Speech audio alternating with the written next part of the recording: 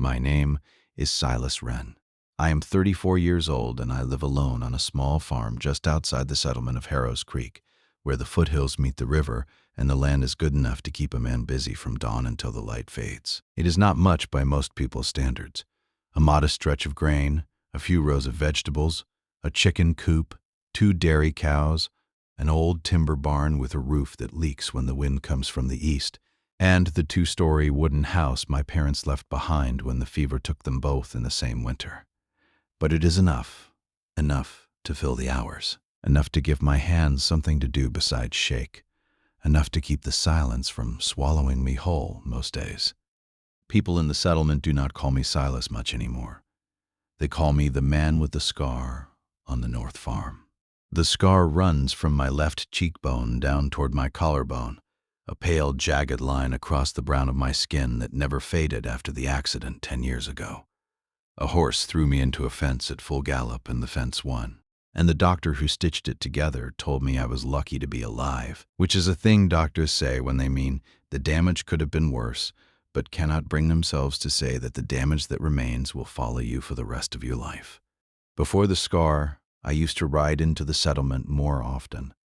I used to smile without thinking about which side of my face the smile pulled at. There were even a couple of women who looked at me like I might be worth their time back when my face was whole and my future looked like it might include someone to share it with.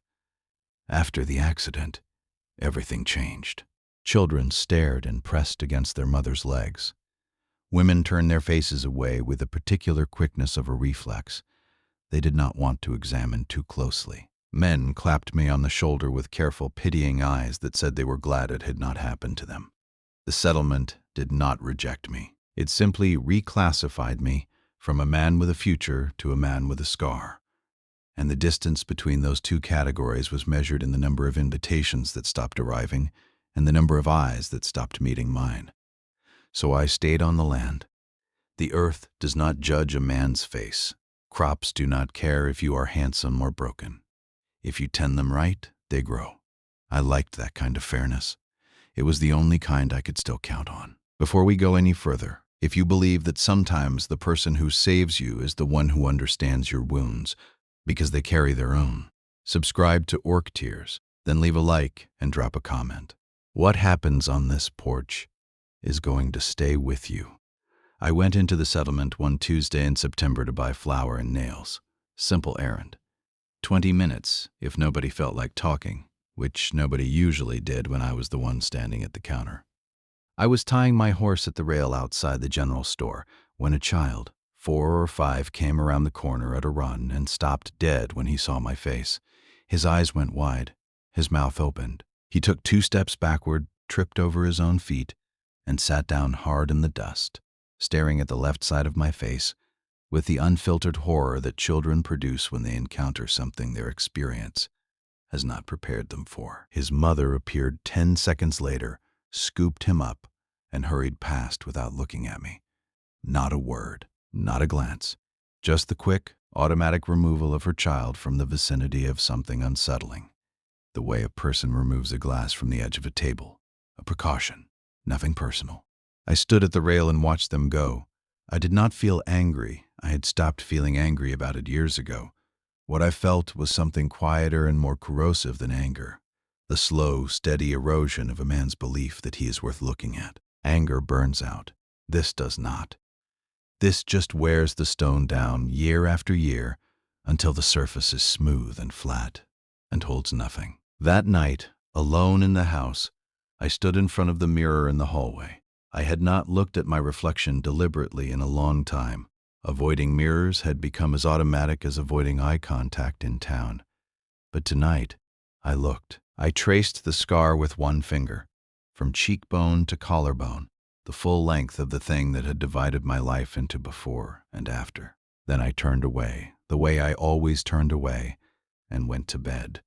And the house was quiet in the particular way that houses are quiet when only one person breathes in them.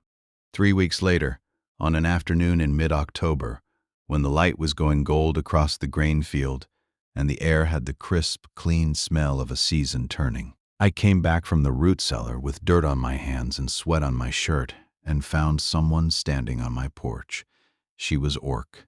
That was the first thing I saw, which is the first thing anyone sees about an orc. Because the world has decided that the color of a person's skin is the most important piece of information about them, and has organized its entire attention span around that decision. Her skin was a warm bronze green, the color of sage leaves in late afternoon light, and her features were angular and striking, with deep brown eyes flecked with gold that held the particular, careful attention of a person who is about to do something difficult and has not yet decided whether to be brave or terrified. Her dark hair was pulled back in a single thick braid that had come loose on one side, and her coat was old and too thin for October, and her boots were dusty from the road. She was clutching the front of the coat with both hands, holding herself together, and her eyes were red the way eyes get when a person has been crying for a long time and has decided through force of will that no more tears will be permitted to fall. I stopped at the bottom step. "Nella," I said quietly, "what's wrong?" I knew her. Not well. She was the daughter of Aldric, the orc elder who had kept me from losing this place after the accident. When the bank wanted to foreclose on my parents' farm because a man with a smashed face and one working arm could not possibly manage a property alone, Aldric had walked into the bank office and stood there, green-skinned and enormous and calm, and told the banker that I was not a failure. I was just someone who needed more time, the banker who had never in his life been told what to do by an orc, and who discovered in that moment that he lacked the particular kind of courage required to say no to Aldric's face, had given me the time. Aldric died 6 months ago. His heart gave out on a winter morning, and they buried him in the orc tradition, beneath the stars on the hill east of the settlement. And I had stood at the edge of the gathering because I was not sure whether a human was welcome at an orc funeral. And Nella had seen me standing there, and had walked over and taken my hand and pulled me into the circle without a word. I had not seen much of her since the funeral. Now she was on my porch clutching her coat and fighting tears, and whatever she had come to say was sitting in her throat like a stone she could not quite swallow or spit out. She looked at me for a long moment, the way a person looks at someone when they have rehearsed a conversation 100 times in their head, and now, standing in the actual moment, cannot remember a single word of it. Her brown eyes searched my face, and I realized with a small private shock that she was not looking at the scar. She was looking at me, the whole of me, as though the scar were simply a feature of the landscape rather than the defining characteristic the rest of the world had decided it was. Finally, she lowered her head. Her voice came out barely above a whisper. "My father said you needed a wife." I did not laugh. I did not ask her to repeat it, because the second I heard those words, I understood more than she probably meant to say. I understood that she was not proposing marriage. She was telling me that she had nowhere else to go, and that the last instruction her father had given her before he died was the name of a man he trusted, and that coming to my porch with those words had cost her everything she had left, which was pride, and that the pride was the last thing standing between her and the particular devastating helplessness of a woman who has run out of options in a world that was not designed to give orc women many. I stepped up onto the first stair, keeping enough distance so she would not feel cornered. I met her eyes and answered steady and simple. He was right. Her head snapped up. Those brown gold eyes went wide and wet. She had clearly braced herself for rejection, for pity, maybe even for anger. She had not prepared for calm agreement. She shook her head fast, voice cracking. "No, you don't understand. I have nothing to offer you, Mrs. Cordwell. Dismissed me last month. My landlord says I have to be out by week's end. I don't have money for another room. I don't have any family left. If I come here, I come as a burden, and I won't do that to the man my father loved enough to save." Something in her voice, the word save, cracked the composure she had been holding together since she walked up the road. A single tear broke free and ran down her bronze-green cheek, and she wiped it with the back of her hand, hard and fast, the way a person wipes away something they consider a betrayal by their own body. "I have a scar," I said. "It runs from here to here." I traced the line without touching it. 10 years I've been hiding from mirrors and crossing streets to avoid children who are afraid of my face. I am not anyone's idea of a perfect husband. I am not anyone's idea of a perfect husband. Yes. Does my scar perfect how they get? Does my scar outside damn? But this farm needs two pairs of hands, and I have been trying to hold it with one for a decade, and your father was the only person in this settlement who ever looked at me and saw something worth saving. I paused. He was right about me, and if he said you should come here, then he was right about that too, because Albert Aldric never said a thing in his life that wasn't true, and I'm not going to start doubting him now that he's dead. Nella stood on the porch with her tears and her thin coat, and the last instruction of a dead father folded in her pocket. A letter she had carried for 6 months and read so many times the paper was wearing thin at the creases. She had not shown me the letter yet. She would, later, and what it said would change everything I understood about the man who had saved my farm, and the daughter he had raised, and the particular quiet genius of a father who could see, from the far side of death, exactly what two broken people needed to become whole. But that was later. Right now, there was a porch and a question and an answer. He was right, I said again. Come inside.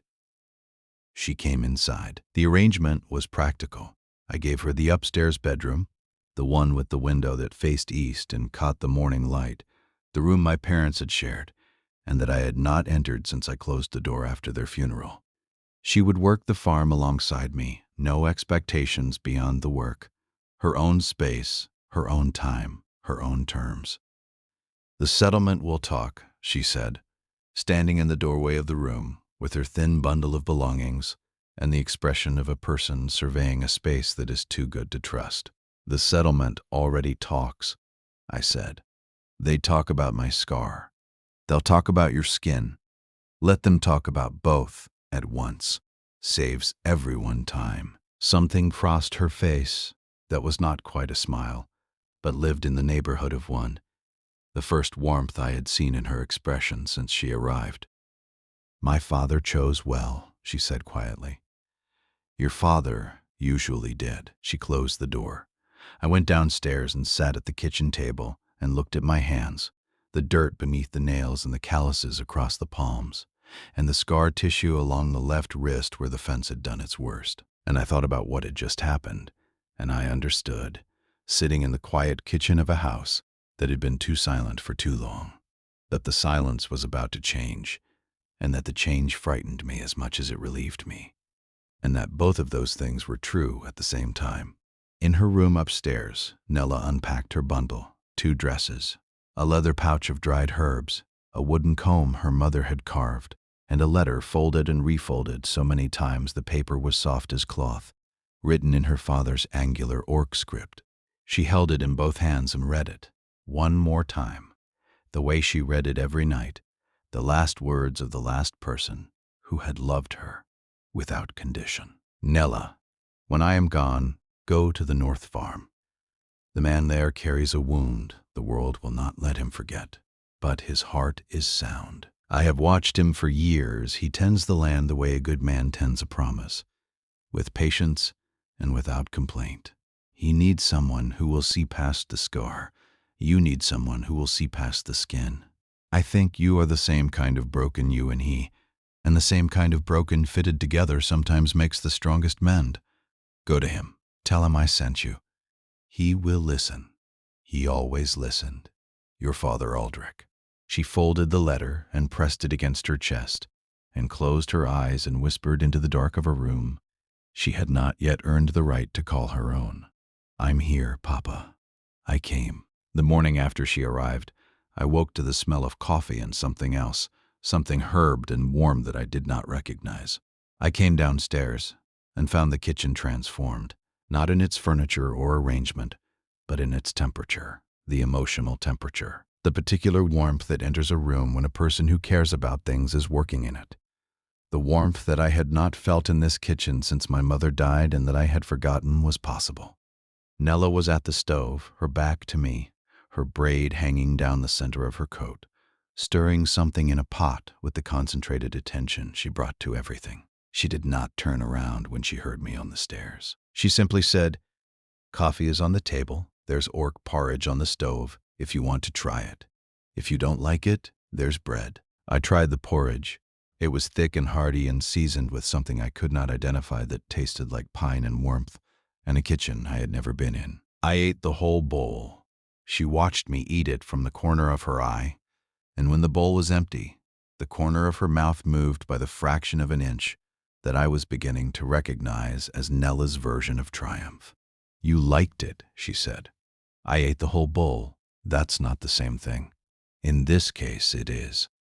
She turned back to the stove, and the fraction of an inch became a full quarter-inch, which, by Nella's standards, was practically a celebration. The settlement learned about her within the week.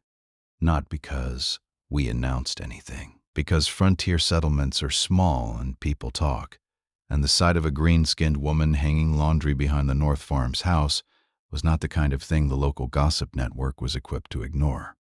The reactions were predictable in their range and depressing in their consistency. Curiosity from a few, disapproval from many, the particular, sideways commentary of people who would not say what they meant directly, but who communicated it through tone and omission and the careful arrangement of subjects they chose not to raise. Nobody asked me about Nella. They asked about the farm, the harvest, the weather, and the careful absence of any question about the orc woman living in my house was louder than any question they could have asked. Nella felt it too.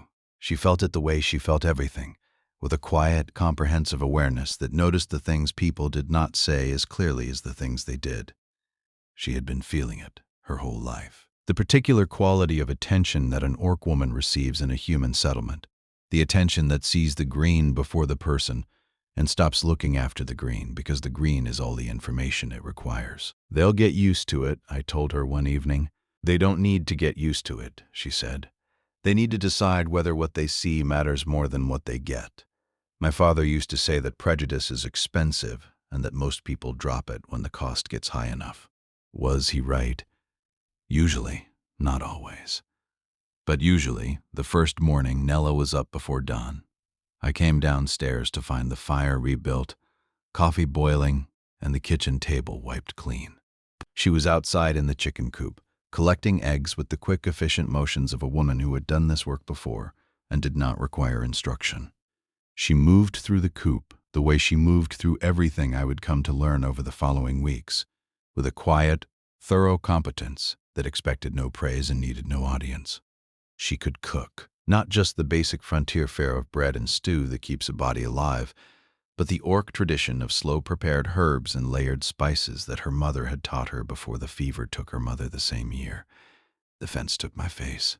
The kitchen, which had smelled of nothing but smoke and simple meals for a decade, began to fill with scents I had never known, deep and green, and alive, the particular aromatics of mountain herbs that orc women carried in their memories, the way other people carried recipes and books. She could garden the patch behind the house, which I had abandoned to weeds 3 years ago because gardening required a kind of attention I had been spending elsewhere, came back to life under her hands within the first 2 weeks. She cleared the beds, turned the soil, and planted winter crops with the practiced certainty of a woman who understood growing things at a level that most people never reach. She knew which plants needed what, the way her father had known what people needed, by looking at them carefully and long enough to see what was actually there instead of what was expected. She could mend. I brought her a torn shirt on the 4th day, the same way men had been bringing orc women torn shirts across every story the frontier had ever told, and she mended it with stitching so precise that I had to hold it up to the light to find the repair. The next day, I brought another, then a pair of trousers, then a harness strap. Each piece came back better than it had been before the damage, which is a thing that only happens when the person doing the mending understands that repair is not about returning something to its original state, but about making it stronger at the break. We worked side by side. That was the arrangement, and it functioned the way good arrangements do, with enough structure to prevent awkwardness, and enough flexibility to allow the kind of small, unplanned moments that turned strangers into something else. She handed me tools before I asked for them, anticipating the next step in a repair the way a person anticipates the next note in a song they have heard before. I left coffee on the porch railing for her in the mornings, the cup placed at the spot where she always stopped to look at the mountains before starting work. Neither of us mentioned the arrangement by name. Neither of us called it what it was or speculated about what it might become. We talked about the farm feed prices, the south fence, whether the well would hold through a dry winter, the practical, grounded language of two people who were learning to share a space, without admitting that the sharing had become the most important thing in either of their lives. But things shifted in the evenings. After the work was done and the animals were fed, and the kitchen was clean and the house settled into its nighttime quiet, we sat at the table with coffee between us, and the conversations lengthened. And the silences changed from careful to comfortable, and the distance between us, which had started as the width of a kitchen table, began to narrow in ways that neither of us acknowledged directly, because acknowledging it felt like risking it.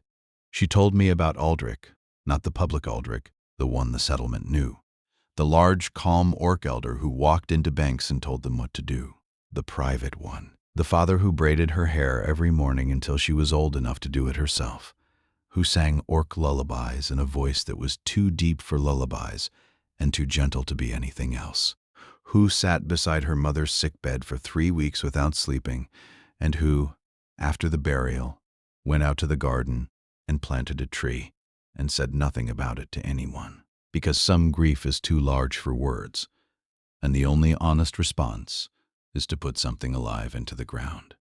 I told her about the accident, not the facts, which everyone knew, but the after. The mirror I stopped looking into. The street I crossed to avoid the bakery because the baker's daughter had been the last woman to look at me without flinching. And after the accident, she could not manage it anymore, and the expression on her face when she tried and failed was worse than any scar. The particular daily discipline of living in a face that the world has decided is the most important thing about you, when you know inside the face that there is a whole person behind it that nobody is interested in meeting. I know something about that, Nella said. I know you do, I said. It's not the same thing. You were given your wound. I was born with mine. Does the difference matter? She thought about it. Only in duration, she said. You have had 10 years of it.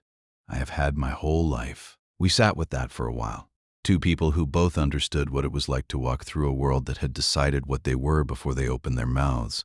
And the fire burned low, and the coffee went cold. And neither of us moved to fix either thing, because the conversation was warmer than the fire and more sustaining than the coffee. 3 weeks in, on an evening when the autumn light was doing something golden and particular to the kitchen, I was sitting at the table reading the feed catalog when Nella came in from the garden. She set a basket of late tomatoes on the counter and turned toward the sink, and I looked up, and in the turn, in the way the light caught her face, I saw something that stopped me. She was beautiful, not in the way the settlement defined beauty, which was narrow and specific and had no room in its definition for green skin or orc features. Beautiful in a way that I had not been able to see until I spent 3 weeks in her company, which is to say, beautiful the way a person becomes beautiful when you know them. When the face you are looking at has been the face across the table every evening, and the face that handed you tools before you asked, and left coffee at the spot where you stopped to look at the mountains. I had not thought a woman was beautiful in 10 years. The scar had taken that from me the way it had taken everything else, not by damaging my ability to see beauty, but by convincing me that beauty was a transaction I was no longer equipped to participate in. You cannot appreciate beauty if you believe yourself to be permanently excluded from it. The scar had excluded me, and Nella, by sitting across the table every evening with those brown gold eyes that looked at my whole face instead of the left side of it, had quietly, without announcement, readmitted me. She caught me looking. "What?" she said. "Nothing," I said, and went back to the catalog. But the nothing was the biggest something I had felt in a decade, and I could tell from the slight change in her expression, the barely there softening of the line between her brows, that she knew it too. The evening it happened was in the 4th week. The first frost had come and gone, leaving the windows hazed with ice in the mornings, and the air sharp enough to taste. We were sitting by the fire after supper, the particular companionable silence of two people who have run out of things that need saying and are content with the quiet. I was sitting in my usual position, turned slightly to the right the way I always sat, presenting the unscarred side of my face to the room and the fire, and anyone who might be looking. I had been doing it for 10 years. It was as automatic as breathing, the constant unconscious management of an appearance I could not change and could not stop caring about despite a decade of telling myself I had stopped. "You do that," Nella said. "Do what?" "Turn your face. You always show the right side. You keep the left side in shadow." I was quiet for a moment. The fire crackled. Outside, the wind pressed against the windows. "Habit," I said. 10 years of habit. Yes. She set down her cup. She turned toward me slowly, with the careful deliberation of someone who is about to do something significant and wants to make sure it is received as intended. She reached out her hand. "May I?" she said. I did not know what she was asking permission for until her fingers touched the scar gently, starting at the cheekbone where the pale line began and tracing it downward, following the jagged path across my jaw and down my neck toward the collarbone where it ended. Her fingertips were calloused from garden work and warm from the fire, and the touch was not medical or clinical or pitying. It was exploratory. The touch of a person who is meeting a part of someone they have known for weeks, but have not yet been introduced to. I did not move. I did not breathe. In 10 years, nobody had deliberately touched the scar. People avoided it the way they avoided the subject, with the careful, choreographed distance of a society that has decided certain things are best left unacknowledged. Doctors had touched it, functionally, clinically, with gloved hands and professional detachment. No one had touched it the way Nella was touching it now, with curiosity and tenderness and the particular devastating intimacy of a person who is saying, through the language of their fingertips, "I see this. I am not afraid of it. It is part of you, and I am here for all of you." "This is not what defines you," she said. Her voice was quiet and steady and carried no pity. "This is what happened to you. There is a difference." Green fingers on white scar tissue. Bronze-green skin against pale, damaged human skin. Two kinds of surface that the world had decided were flaws, touching each other in the firelight of a kitchen that had been too quiet for too long. "I know something about being defined by a surface," she said. "My whole life, the first thing anyone sees is the green. Before my name, before my voice." Bowl. "I rhyme as bowl I found you bore the water in the black. We found those within the darkest, the burns of water and a breath of crust. Bad days for the darkest." Well, before anything I can do or say or be, the green comes first, and for most people, the green is where it ends. She looked at the scar under her fingers. "You understand that? That is why my father sent me here. Not because you needed a wife, because you needed someone who knows what it is like to be seen as a wound." If you feel what just happened in that kitchen, subscribe to ORC Tears right now and leave a like and a comment. What grows from this touch is the part of the story that changes everything. I placed my hand over hers. Her fingers were still on the scar, and my hand covered them, and the two hands rested against my jaw in the firelight, and neither of us moved, and neither of us spoke, because some things are complete in themselves, and adding words to them would only make them smaller. The weeks that followed were the weeks where the arrangement stopped being an arrangement and became a life. Nella's garden took hold. The winter crops pushed through the frost with the stubborn determination of plants tended by a woman who understood that growing things is an act of faith, performed with dirty hands. And the faith was rewarded with rows of vegetables that were fuller and healthier than anything I had managed in a decade of trying alone. She planted ORC herbs among the human vegetables, the aromatic medicinal varieties her mother had taught her. And the garden became a place where two traditions grew side by side, neither one crowding the other, each one making the soil richer for the other's presence. Mrs. Cordwell made her move in November. She was the wealthiest woman in Harrows Creek, the widow of a timber merchant who had left her enough money to fund a lifetime of interference in other people's affairs. She had employed Nella as a housemaid for 2 years, paying her half what a human maid would have earned, and treating her with the particular calibrated cruelty of a woman who considers her employees extensions of her furniture. When Nella left to come to my farm, Cordwell took it as a personal insult, which was characteristic of a woman who interpreted every departure as a betrayal and every rejection as an act of war. The real grudge, the one that powered everything Cordwell did for the next 4 months, was older and deeper.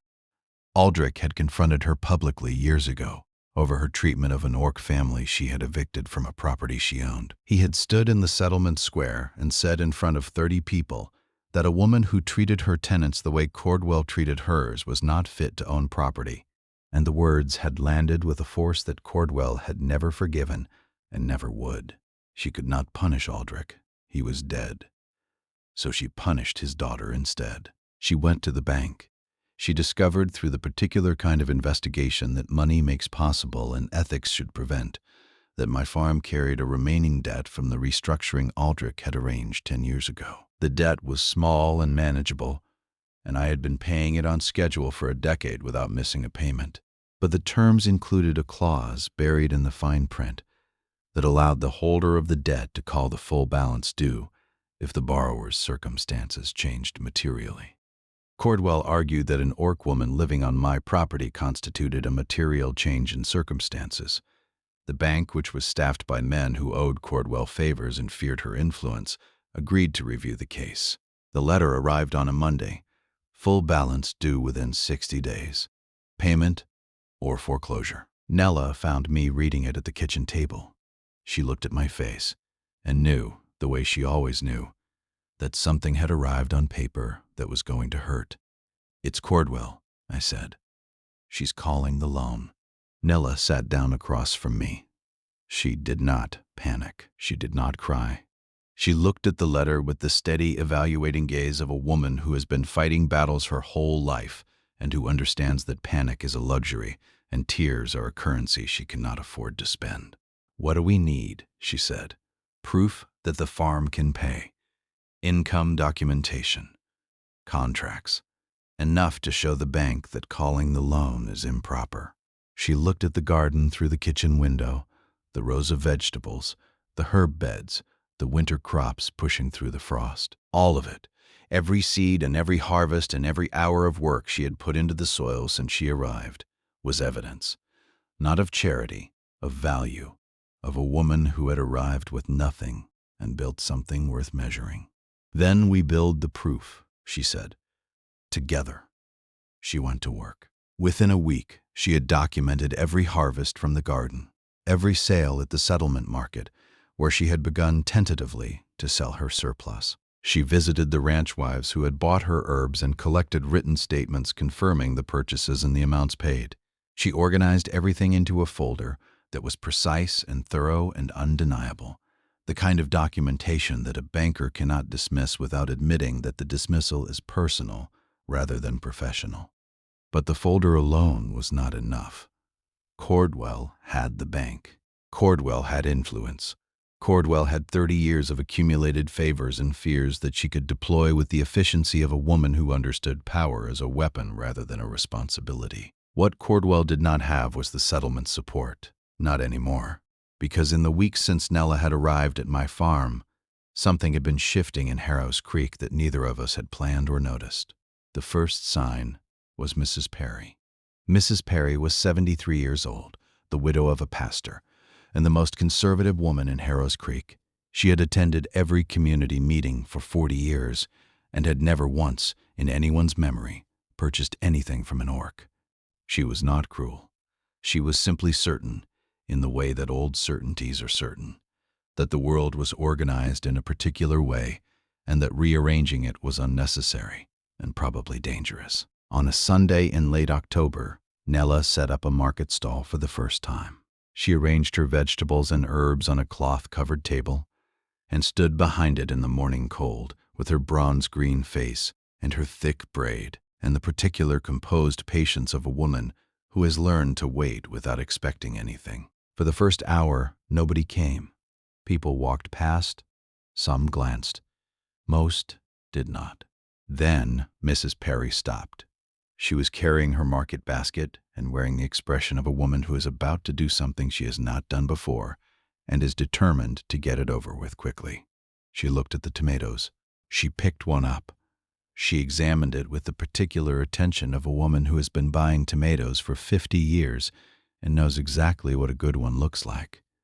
"These are fine tomatoes," she said. "Thank you," Nella said. Mrs. Perry paid. She put the tomatoes in her basket. She walked away without further comment, which was the most Mrs. Perry any interaction with Mrs. Perry could be, and which constituted, in the particular vocabulary of Harrows Creek social dynamics, a seismic event. Nella came home that evening and told me, "A woman bought tomatoes," she said. "Which one?" "The oldest one. The one with the hardest face." I laughed. I laughed the way a man laughs when he has not laughed in a very long time, and the sound surprises him as much as the feeling. Mrs. Perry buying tomatoes from an ORC woman was not just a transaction. It was a crack in a wall that had been standing for as long as anyone could remember. "If Mrs. Perry is buying your tomatoes," I said, "the wall is coming down." "One tomato at a time," Nella said. She was right. One tomato at a time, one interaction at a time, one small, unglamorous act of commerce at a time in a settlement that was learning, through the particular, irresistible logic of quality produce and fair prices, that the ORC woman on the North Farm grew better vegetables than anyone else in the county, and that the cost of maintaining a prejudice was beginning to exceed the cost of a tomato. The hearing happened in December in the settlement hall, with half of Harrows Creek in attendance, because the case had become, without anyone intending it, a referendum on what kind of community they wanted to be. Cordwell's lawyer presented the case with the smooth efficiency of a man who is being paid well and intends to earn it. The loan terms, the material change clause, the ORC woman living on the property. The argument was clinical and pointed and designed to sound reasonable while meaning something considerably uglier than its language admitted. Then something happened that Cordwell had not anticipated. People stood up to speak, not for Cordwell, for Nella, Mrs. Perry, 73 and conservative, and the woman who had bought the first tomato, stood in the third row and said, in a voice that carried more authority than the lawyer's, because it had been earned over 4 decades of community presence rather than purchased by the hour, that the ORC woman's vegetables were the finest in the county, and that any business arrangement that produced results of that quality was, by definition, a material improvement rather than a material change. Sebastian, the blacksmith, stood and said that Nella had treated his horse's leg infection with a remedy no human veterinarian had been able to match, and that he would personally vouch for any farm that had her on it. The schoolteacher's wife said that Nella had donated herbs to the school's winter health program, and that 3 children who would have missed weeks of school to illness had recovered in days. One by one, the people who had watched Nella sell tomatoes and mend harnesses and treat animals and tend a garden that was producing miracles in ground that had been fallow for years, stood in a settlement hall and said, in their own words and in their own way, that the ORC woman on the North Farm was not a liability. She was an asset, and the woman trying to remove her was not protecting the community. She was punishing a dead man's daughter for a grudge she had been carrying for 30 years. The judge listened to all of it. Then he reviewed the documents, the loan terms, the payment history, which was perfect. Not a single missed payment in 10 years. The material change clause, which had been designed for situations involving default or abandonment, not for situations involving a farmer's personal relationships. And the contracts and harvest records that Nella had assembled, which showed in undeniable numbers that the farm's productivity had increased significantly since her arrival. His ruling took 4 sentences. The loan terms did not support the invocation of the material change clause under these circumstances. The payment history demonstrated sustained good faith. The documentation provided by the defense showed material improvement, not deterioration. The motion to call the full balance was denied. Cordwell's face went through several colors, none of them flattering. She rose to her feet, and what came out of her mouth was not a legal argument, but the raw, unfiltered truth she had been hiding behind procedure. "This is all because of Aldric," she said, her voice cracking with a rage that had been building for 30 years. He humiliated me in front of this whole settlement. He stood in the square and called me unfit, an orc, telling me what I was fit for. The room was very quiet. Father Thomas, the settlement's oldest resident, stood up slowly. Aldric is gone, Caroline.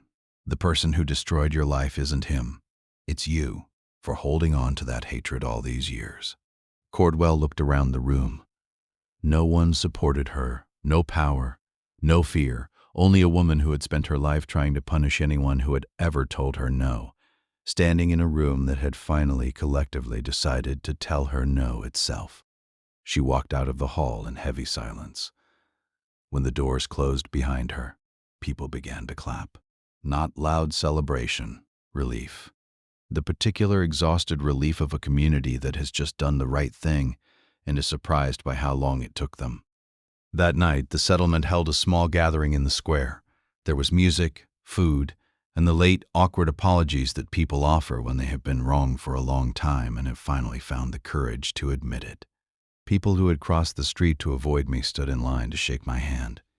People who had looked through Nella as though she were furniture touched her arm and said words that were clumsy and insufficient and genuine. Nella and I danced, under strings of lights between the wooden posts in the cold December air, with the settlement around us and the mountains above us and the particular, extraordinary ordinariness of two people who have found each other moving together in a space that had once wanted nothing to do with either of them. I leaned down and spoke into her ear. "Do you remember the night you stood on my porch and said your father told me I needed a wife?" Nella smiled, the full, unguarded smile that I had been earning for weeks, and that was worth every day of the earning. "And you said he was right?"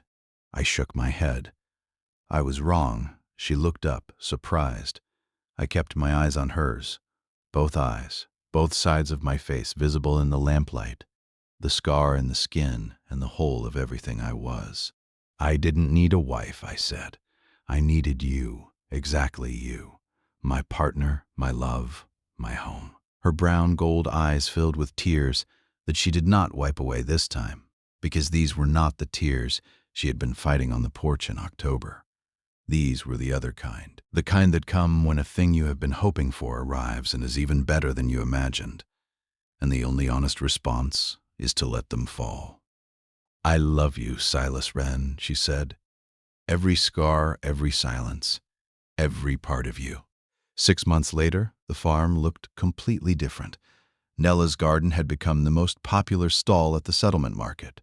We paid off the loan on time, patched the barn roof, added more chickens and 2 goats that Nella had bargained for with a neighboring farmer, using a combination of charm, herb remedies, and the particular quiet stubbornness that was her most effective negotiating tool. People who used to avoid me now stopped by regularly. Mrs. Perry came every Sunday to buy vegetables and to sit on the porch for 10 minutes, drinking tea with the particular contented silence of an old woman who has finally allowed herself to like someone she was not expecting to like. One spring afternoon, Nella stood in the middle of the tomato rows with her hand resting lightly on her stomach. I walked over from the field and saw the look on her face, the particular luminous, terrified, joyful look that means exactly one thing and that no other expression in the human or orc vocabulary can replicate.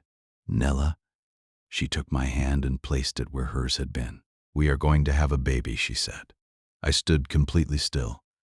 Then I lifted her off the ground and spun her in the middle of the garden while she laughed and cried at the same time.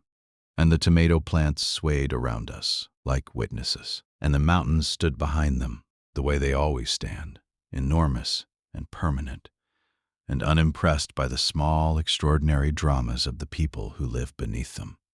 "I love you," I said, my voice breaking. "I love both of you. I love this family." Nella smiled through her tears. "My father was even more right than he knew. You didn't just need a wife. You needed a family, the first child of an orc woman and a scarred human farmer, growing in a garden that 2 kinds of broken had tended together until something whole came up from the soil." I thought about Aldric's letter, the one Nella had finally shown me on a winter evening when the trust between us had grown deep enough to hold the weight of a dead man's words. I think you are the same kind of broken, you and he. And the same kind of broken fitted together sometimes makes the strongest mend. He was right. He was right about everything. That evening, I led Nella to the old oak tree at the edge of the grain field, the tree where my parents had sat together, where my mother had read books in the evening light, where I had climbed as a boy and looked out at the land and imagined a future that included someone to share it with. I had built a bench there, a proper bench, from wood I had selected and shaped, and fitted together with the care of a man who understood that some things deserve the best work you are capable of. And on the back of the bench, carved into the wood with a chisel and a steady hand, were two sets of initials, S and N, in human letters on the left side, in orc script on the right side, two alphabets, two languages, two ways of writing the same truth. Nella saw the bench. She saw the letters. She touched the orc script with her fingertips, the angular characters her father had taught her to write before she could write in the common alphabet. Then she touched the human letters beside them. You wrote in both, she said. Because both of us are here, I said. Both languages, both histories, both kinds of broken fitted together on the same bench. She sat down. I sat beside her. She rested her head on my shoulder and spoke softly into the evening wind. Thank you, Papa. You were right. I looked out at the sun setting behind the grain field, my arm around my wife and my hand resting over the place where our first child was growing. I had once believed my life would only ever be soil seasons, old scars, and silent rooms. A man defined by a wound, living in a house too quiet for one person, crossing streets to avoid children who were afraid of his face. Then an orc girl stood on my porch with a trembling voice and one simple sentence, and from that sentence I had been given everything. A partner who touched my scar and told me it was not who I was. A garden that grew two traditions side by side. A settlement that learned, one tomato at a time, that the surface of a person is not the whole of them. A letter from a dead man who saw, from the far side of death, exactly what two wounded people needed to become whole. And a bench under an oak tree with two sets of initials, carved in two alphabets, that said the same thing in both languages. We are here. We are together. We are home. If this story has stayed with you, subscribe to Orc Tears so you don't miss the one still coming. Leave a like and tell me in the comments which moment. The child who hid from the scar, my father said you needed a wife. He was right. Aldric's letter, the same kind of broken makes the strongest mend. The scar touch in the firelight. This is not what defines you. Mrs. Perry's tomato. The court ruling, I didn't need a wife. I needed you. The hand on her stomach. Or the bench with two alphabets. Drop your answer below. Because somewhere tonight, someone is turning their face away from a mirror. And somewhere else, someone with a different kind of wound is standing on a porch with a letter in their pocket and the courage to whisper the sentence that changes everything. He was right. He was always right. Go to the North Farm. The man there carries a wound, but his heart is sound. And the same kind of broken, fitted together, makes the strongest mend. The baby was born in September, on a morning when the grain field behind the house was the exact color of the afternoon. Nella first appeared on my porch, gold and warm and full of the particular, luminous quality that autumn light has when it touches things that are ready to be harvested. She was a girl, small, with skin that was neither fully green nor fully brown, but something in between. A soft sage that caught the light like a leaf in early spring. She had her mother's eyes brown gold with flecks of warmth, and my jaw, which I hoped she would forgive me for eventually. She had 10 perfect fingers and 10 perfect toes, and a voice that, from the very first breath, was considerably louder than either of her parents had expected. We named her Aldra, after Aldric, after the man who had saved a farm and raised a daughter and written a letter that crossed the distance between the living and the dead to bring two broken people together on a porch in October. Mrs. Perry came to see the baby on the second day. She stood at the bedside and looked at Aldra with the expression of a woman who has seen many babies in 73 years and who recognizes, without needing to be told, when a baby is something worth traveling for. She touched the small, sage-green hand with one careful finger. "Fine, baby," she said, which from Mrs. Perry was the equivalent of a 20-minute speech of congratulation, delivered with fireworks. Sebastian the blacksmith came with a gift, a tiny horseshoe he had forged himself, half the size of his palm, meant for hanging above the nursery door. "For luck," he said, and his voice was thick in a way that had nothing to do with the cold. The schoolteacher's wife came with blankets. The feed store owner came with a basket of fruit.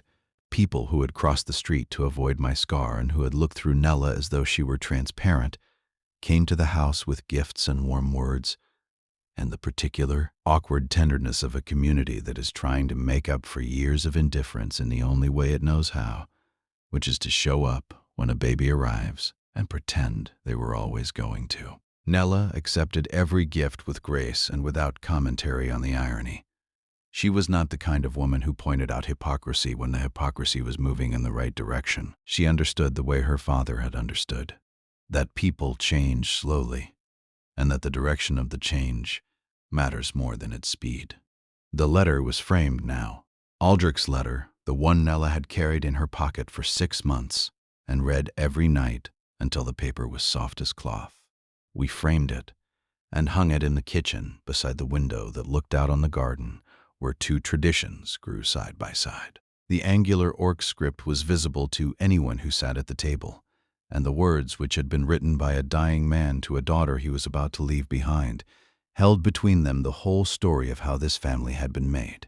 "I think you are the same kind of broken, you and he, and the same kind of broken fitted together sometimes makes the strongest mend." He was right. He was right about the scar and the skin and the farm and the silence and the particular, precise way that 2 people who have both been wounded by the world's surface-level judgments can find in each other the thing that the world's judgments cannot touch. He was right about everything, and the proof of it was sleeping in a cradle made from oak, in a kitchen that smelled of ORC herbs and human bread, in a house that held 2 languages and 2 histories, and 2 kinds of love that were different in every particular, and identical in the one thing that mattered. They were both real, and the bench under the oak tree held them both.